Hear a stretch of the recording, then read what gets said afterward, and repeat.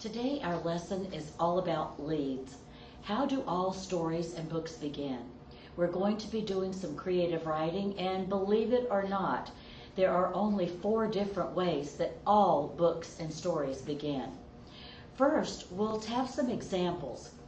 This is a story that was written about a boy and his family who went to Rangeley Lake on a vacation, a short holiday weekend. This same story will be told 4 different ways, so you can see how would you like best to begin a story. One of the first ways that you could begin some writing is called a typical beginning. Listen to how this story would start if it had a typical beginning. It was a day at the end of June 1984. My whole family, including my mom, dad, brother, and me, were at our camp at Rangeley Lake. We arrived at night before 10 o'clock, so it was dark when we got there and unpacked. The next morning, when I was eating breakfast, my dad started yelling at me from down at the dock at the top of his lungs about a car in the lake. The next way that a story could begin that you're writing is with action. The character immediately begins by doing something. I ran down to our dock as fast as my legs could carry me, my feet pounding away on the old wood, hurrying me toward the sound of my dad's panicked voice. "Scott!" he hollered again. "Coming, Dad!" I gasped and picked up my speed. The book begins immediately with action. What about a story that starts with dialogue? Dialogue is when a character or characters are talking. They're having a conversation. "Scott, get down here on the double," my dad hollered. "Dad," I hollered back, "where are you?" I was sitting at the kitchen table eating breakfast, our first morning at our Rangeley Lake camp, and from someplace outside my dad was calling for me. "Scott, move it. You're not going to believe this," Dad's voice urged me. I gulped down my milk, pushed away from the table, and bolted out the door, slamming the broken screen door behind me. Stop. Take a look at number 3, this dialogue story beginning.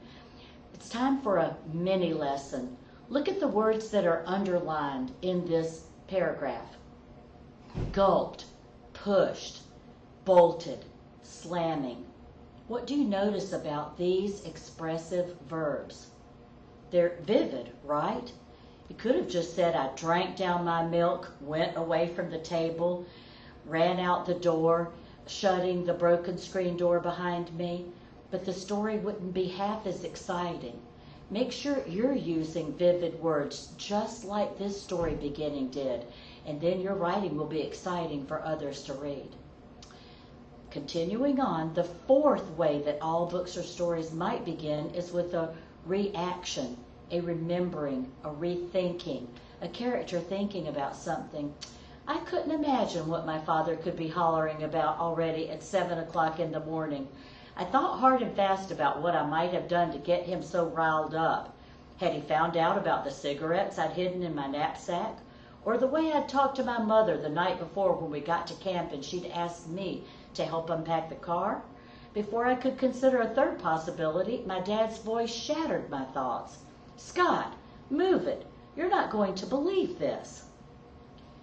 If you take a look at some of the books that you read and that I read, you can check out and verify these story beginnings for yourself.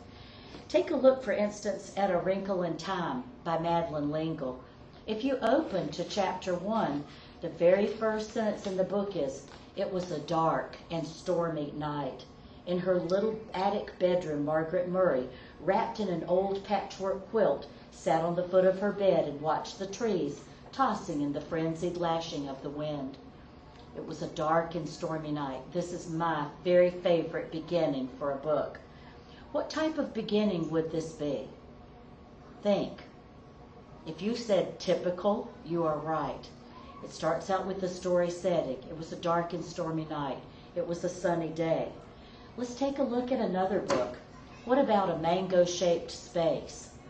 Many people have read this book in middle school. Let's see how it starts.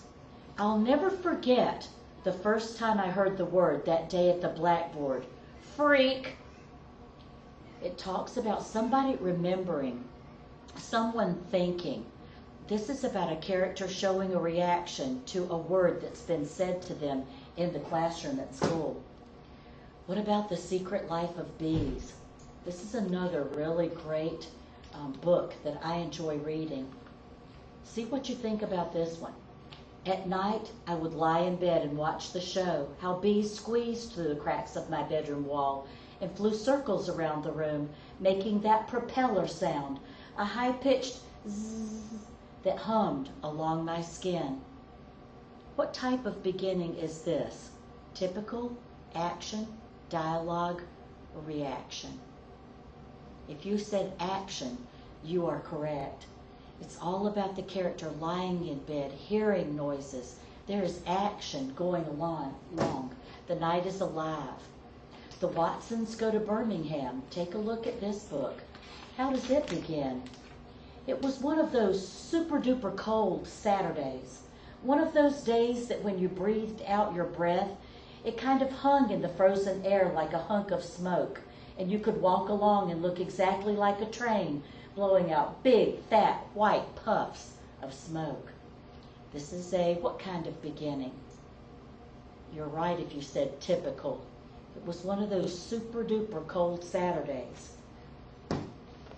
We'll take a look at one more book, and then you should probably take a look at one you're reading now.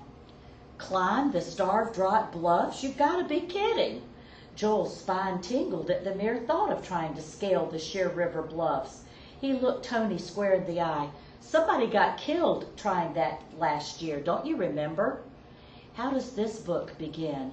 On My Honor by Marion Bauer. It starts out with conversation, with quotation marks. You can learn so much by observing what do authors do. How do authors begin their writing? You can learn so many tricks about writing from observing published authors. I hope that you take a look at the book you are currently reading. How did the author begin that book? What is your favorite way to begin writing? Do you like reading a book where action is the beginning? Do you want to read a book where conversation starts? Do you like It Was a Dark and Stormy Night? We're going to have a topic to write about in class, and I want you to think about these 4 types of leads. And please choose one that will get your reader engaged so that they want to read what you have to say. Thanks for listening. I'll see you in class.